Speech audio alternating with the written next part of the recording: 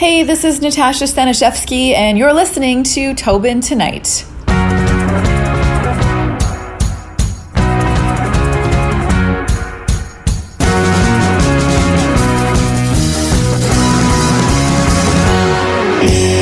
Welcome to the podcast number 1. Thank you. You know, you've got quite the audience there at TSN, but before we get into your TSN days, let's talk about your beginning, because you have a degree in business and then you went into sports. Can you kind of tell us how that all came to be? For sure. When I was growing up, I remember in high school actually thinking that I would love to try to be a sports anchor or reporter. I grew up playing sports. I watched them all the time. I was an Oilers fan. I was an Eskimos fan. So I always thought it would sort of be a fun thing to do, but I didn't think I could actually do it. Like, it didn't seem like a serious sort of avenue to take. So when I graduated high school, instead of going to broadcasting school, I went to university and I got a commerce degree because it seemed like the practical, smart thing to do that would get me a job and that would pay me a decent salary. So I did that, spent 4 years in school, found a job, and after 3 or 4 years of working this desk job, I realized I was pretty miserable. It was not my thing at all, and sort of decided to just take a leap of faith. I remember watching a couple of the ladies on some of the sports channels, and I kind of had an aha moment and thought, if they're doing it, why can't I? And so I quit my job, went back to school, and long story short, here I am. So what was that like? Because I mean, I'm 25 now and I'm just finishing up. I can't imagine going back to do another 3 or 4 years doing something completely different. Yeah, it was a pretty scary decision to make. I had just bought a new condo and my job was pretty safe and secure and I had good benefits and all that kind of stuff. So to quit all of that and to go back to school felt like a really scary decision at the time. Once I made it, I mean, now you look back and it feels like a no-brainer, but at the moment it was hard. And yeah, it wasn't easy going back to school, that's for sure. I was sort of the old one compared to everybody else who was in my class. Most people were right out of high school, 18. So I was definitely sort of the veteran in the group. But the program was only 2 years, so it was sort of one of the shorter programs. And I had my degree to fall back on in case the TV business didn't work out. So it wasn't easy going back, but definitely worth it. Where did you get your first kind of big break? I feel like every job that I got was a bit of a break in a weird way. My first actual job was at CTV Yorkton. I took a news job there, and I feel like getting that first job is sometimes the hardest thing to do. So that was sort of a break, that I got an actual paying job where I was on camera and not just behind the scenes. I guess my next sports break would be getting hired at CTV Saskatoon, where I did the 6 o'clock and the 11 o'clock sports there. That was one of my bigger breaks, I would say. It was one of the biggest, sort of a bigger market for me, and I was covering the Blades, the WHL hockey team, and we covered a lot of riders. So that was a big break for me. And then obviously TSN was a whole other break on a whole other level. Because TSN is the big platform. That's how people get to know you. I know doing some research on YouTube, they've showed your kind of first break. They've showed you with CTV Edmonton at some points, your first time at TSN.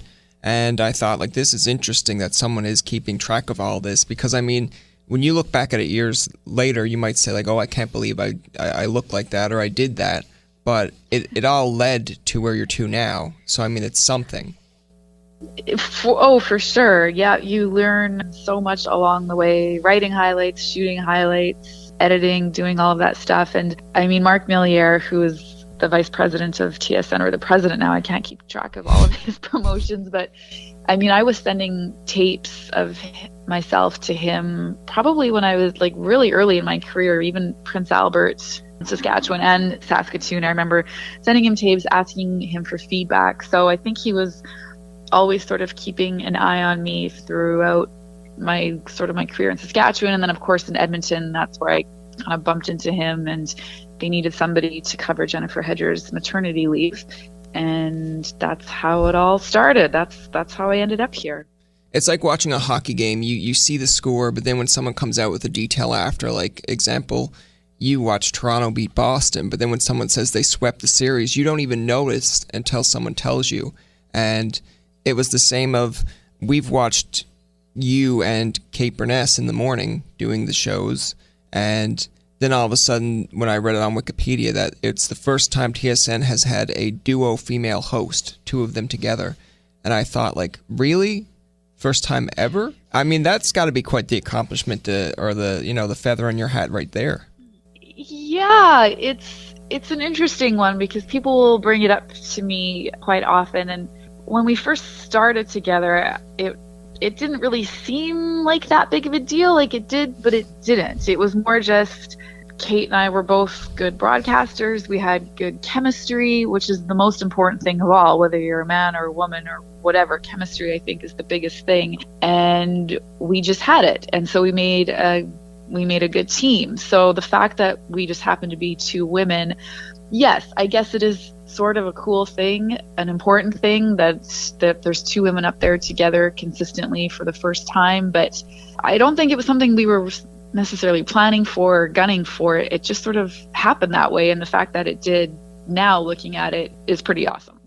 Do you remember your first time hosting the Sports Center or the sports desk? I do, actually. My 6 month and the anniversary of my first show was just 2 nights ago, actually, and I was anchoring with Brian Mudrick, which was kind of neat because when I was deciding whether or not I should go back to school, you have to do sort of a job shadow before they'll let you in. So I called up CTV, and Brian Mudrick was working in Edmonton at the time, and I ended up job shadowing him for a night. And then it was sort of full circle because when my first shift at TSN, Brian was now working at TSN, and I anchored with him for my first shift. So it was pretty neat that I job shadowed him so many years ago, and then bam, my first shift on TSN was with him. It makes the full way around. I'm just trying to think if it was. Totally. I'm just trying to remember if it was you or if it was. It could have been someone else that was just beginning, but I just want to see if it kind of coincides with the story. Mm-hmm. But I believe it was Dan O'Toole was hosting, or it could have been Jay. It might have been Jay, but one of them was hosting, and I remember it was someone else. There was a female employee that was hosting with him, and he was kind of making fun of the fact that it was a Friday, it was an off day. Because that's just how they are as characters. They're just kind of like calling it in day or something. And I believe it was you that was hosting with him. And I just looked at your face and I was like, she's reading off him. She's doing a good job. But it looks like sometimes you're just kind of curious, like, are we allowed to even do this? Are we allowed to say that it's an off day here? And he just kind of looked at you. I was like, yeah, it's Friday. It's a fun day. And you were kind of like, oh, okay. That's cool. Sure. It was probably Mail It In Friday. Yeah. Is what I'm thinking. And I think it was with Jay. Yeah, I mean, Jay and Dan sort of pushed the limits in a lot of different ways. And when I started at TSN, I was so nervous and I was so green and I just wanted to put my head down and do my job and stick to the script and not do anything wrong ever, right? So anchoring with them would kind of help me out of my comfort zone a little bit because they were so much more relaxed up there and they were jokey, and I learned a lot from them. It's okay to be funny and it's okay to be more relaxed, and people at home, I think, connect with you a lot better when you sort of talk to them and just act like you're watching the highlights with them in their living room. Yeah, because I mean, there's so many different dynamics you see on TSN. Like, I mean, you have guys like James Duthie that come across, they have their odd jokes, but you see that they're very kind of warm-hearted but serious at their job. You have guys like Bob McKenzie and Darren Dreger, who I'm sure outside of the TV aspect, they're nice people, but they come across very serious, these are the facts, this is what I think, there you go. Then you have like your Onrights, you have your Natashas, your Kate Burnesses, and that's the thing that I kind of think is kind of cool and admire about the TSN aspect is like you and Kate do really well together, but there are times that okay, they're giving you a serious story, they're giving highlights, but at the same time they know whether it be at the beginning of a show, middle or end, you do have that kind of comfort zone of getting in a joke or getting in a little bit of teaser at each other's expense.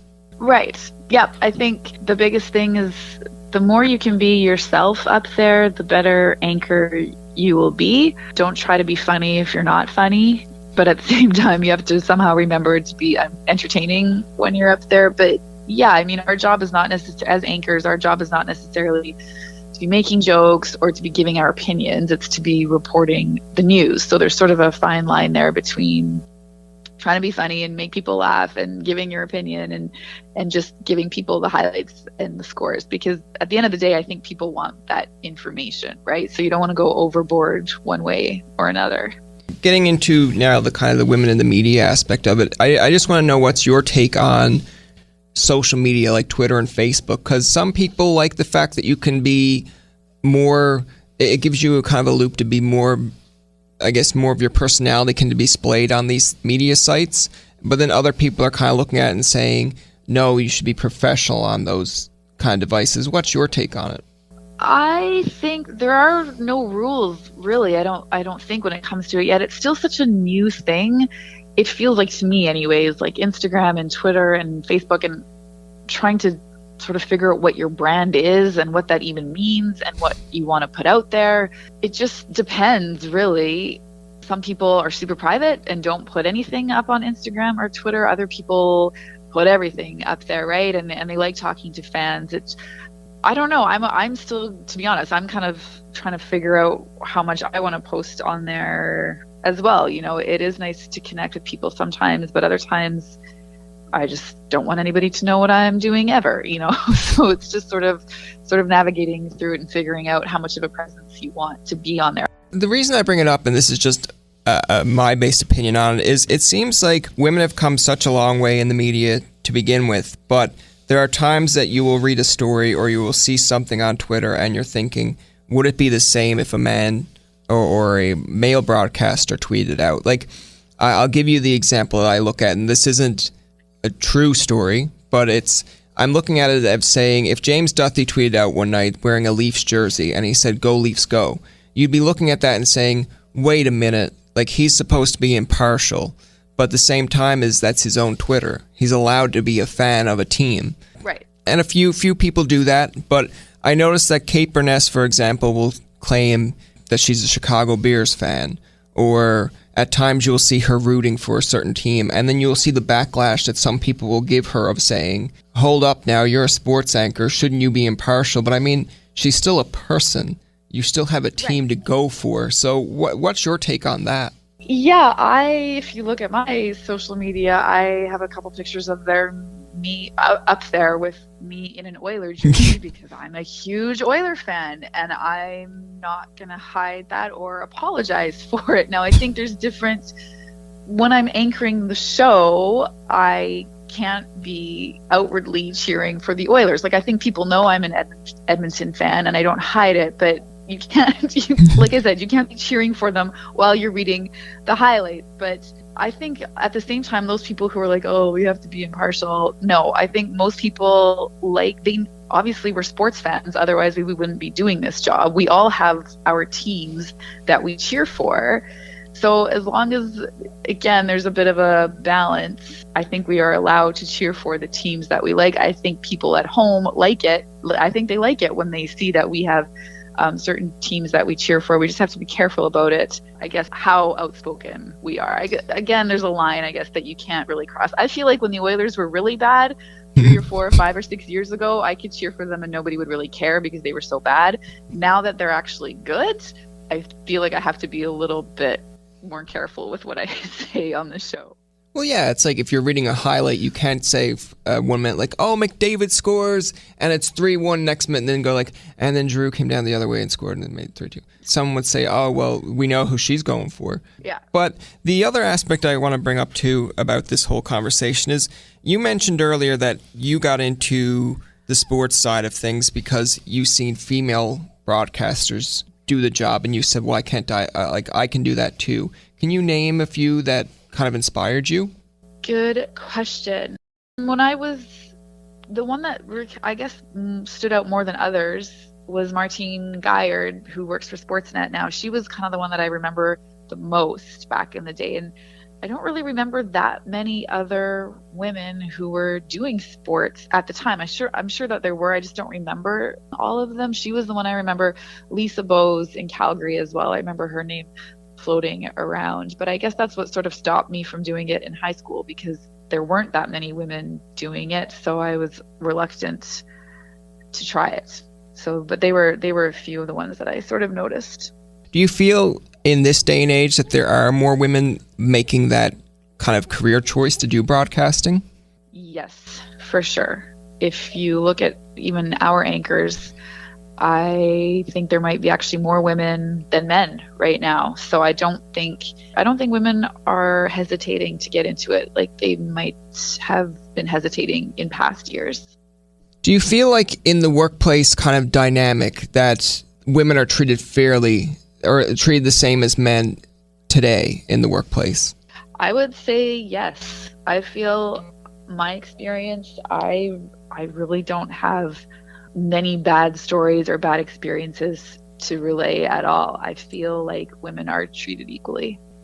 Do you find, because we mentioned about the social media aspect too, do you find that some people come maybe after you on Twitter about certain things, and how do you handle that if there are people that come after you and say such things as negative remarks? You just learn to grow thicker skin, basically. Yeah, when people make fun of your hair or your clothes or how much you weigh or whatever it is, I mean, that kind of stuff used to really bother me in the beginning, but now you just have to remember what kind of people would actually bother to make those sorts of comments. Probably not the nicest people around. Who really cares what they say? And you really do get thicker skin. And I think actually in that regard, I think the men get it as bad as the women from viewers, appearance wise. I don't know. It's just trolls out there making ridiculous comments. So the less you pay attention to it, the better off you'll be, which is easier said than done sometimes. Don't get me wrong. There are comments once in a while that still upset me, but for the most part, they don't bother me anymore. What do you feel about when it could be, mostly I think it's fans that usually do it more often, but when they kind of do the whole victim shaming towards a female broadcaster, like I've noticed a few times over the years, I think there was, I can't remember the name of the person or what it was about, but they had a female broadcaster sit down and had a male kind of read out the comments that she receives on a daily basis. And you could see that he was very uncomfortable reading out the comments.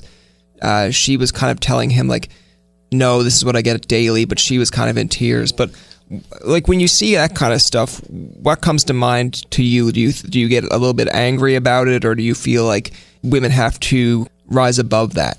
Yeah, I know exactly what you're talking about. I loved that promotion, or I don't know how to describe it, but I loved that piece so much because I don't think people realize how badly their words can hurt sometimes, and they're anonymous and they can say whatever they want, and it was really disgusting to watch. Actually, I'm sure you felt the same way, but those tweets were very realistic, and I've had some like that too, and they're awful. And I wish people, men and women, understood or realized how idiotic it is to make comments like that. But those type of people, I don't know. It's sad to think that there's those kind of people out there who would make comments like that.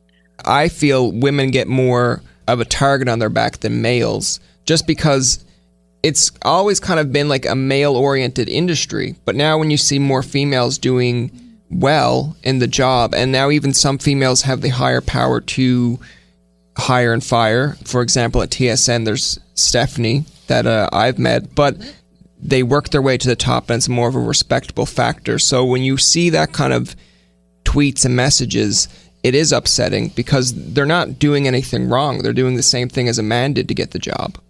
Exactly.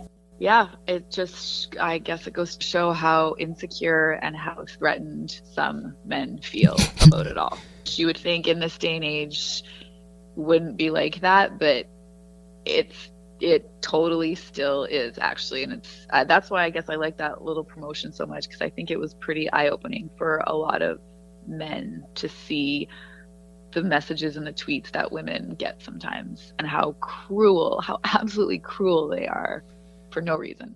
When you were mentioning your time with CTV, what was some of the highlights of working with your CTV back home in Edmonton? The highlights? Well, I mean, basically covering the teams that I grew up watching. It was really cool for me to go to Oiler practice and be covering games and talking to the players, just to be covering an NHL team. Never mind, my hometown team was awesome. Same thing with the Eskimos. I covered a Grey Cup there. which was great. I was on the field, on the sidelines during games, which was an unreal experience. I love university sports, so that was fun too, covering the Bears and the Pandas. And the U of A has such a great program there, and they've won so many national championships, the hockey teams and the basketball teams, and volleyball was so big when I was there. So covering university sports was awesome too. And curling, I love curling, and so many great curlers have come from Edmonton, so that was a bit of a thrill for me as well. And it's not surprising that you like the sports you mentioned, because at your time in, I believe it was high school or university, you were also an athlete. Yes, yep. Not a very good one, but I did play. I played soccer was my first sport. That was what I started playing that when I was, 6 or 7. And then throughout high school, I played volleyball and basketball as well. And my grade 12 team won provincials in high school. That's my big claim to fame is high school 3A provincials. And that's about it for me as an athlete. I never played hockey, but my brother always played, so I was kind of always being dragged around from rink to rink watching him play. And of course the Oilers, that's where my love of hockey came from. When you get compliments from both male and female on your tenure at TSN, do you feel like that's an accomplishment for women everywhere? What a good question. It is, yes. And I didn't realize that until after, like you mentioned before, Kate and I are the first team of women to be doing that loop show consistently. I didn't really think much of it until we were in that spot for a while, and when people come up to me to say hi on the streets or whatever, a lot of them would say, you're such an inspiration for my daughter or even my son or whoever. We love watching you. It's awesome that there's 2 women up there. And so many people mention it. And like I said, I rarely think about that anymore, but the fact that so many people mention it to me all the time has sort of made me realize it is kind of a big deal. Bigger for other people even than it is for me. Like I said, I just think we are both good broadcasters and we have chemistry, and that's all there is to it. But I suppose on a grander scale, it is pretty cool that it's 2 women doing it together. Yeah, because the way that I look at it, and this is coming from a male kind of perspective of it as well, is when you were just mentioning about when you got involved in sports journalism or wanted to become an anchor, you said that there was very few at the time that were involved in it or in that kind of leading role. But now when you look at it, when you have yourself and Kate and guys like me wake up every day watching TSN and seeing it, or even young girls watching you on TV, there's more of them out there now that they feel like if they can be a Kate Burness or a Natasha, or maybe someone that they like, Elisa Laflamme or Wendy Mesley, there's more of them out there that they can inspire to be and be the next one of those.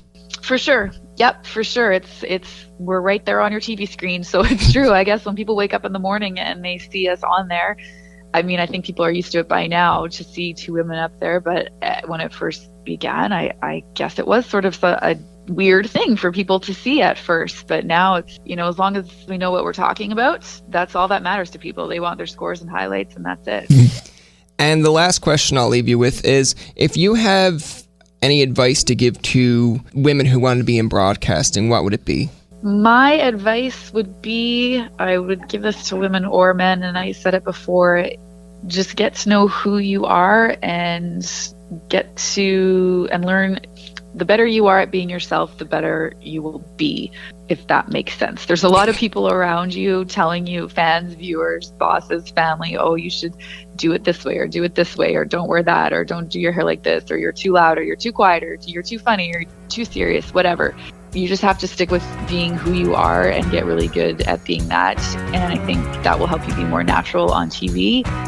And be prepared to work hard, because it's not easy. If you want to get all the way to TSN or ESPN or wherever you want to go, it's not easy. That's going to do it for this episode of Tobin Tonight. Our thanks to Natasha Staniszewski for coming on to the show. Remember, you can find past, present, and future episodes on TobinTonight.com, Spotify, and iTunes. Follow us on Twitter, like us on Facebook, and leave a comment or 2. For Tobin and myself, this is Jacob saying thanks for listening and good night.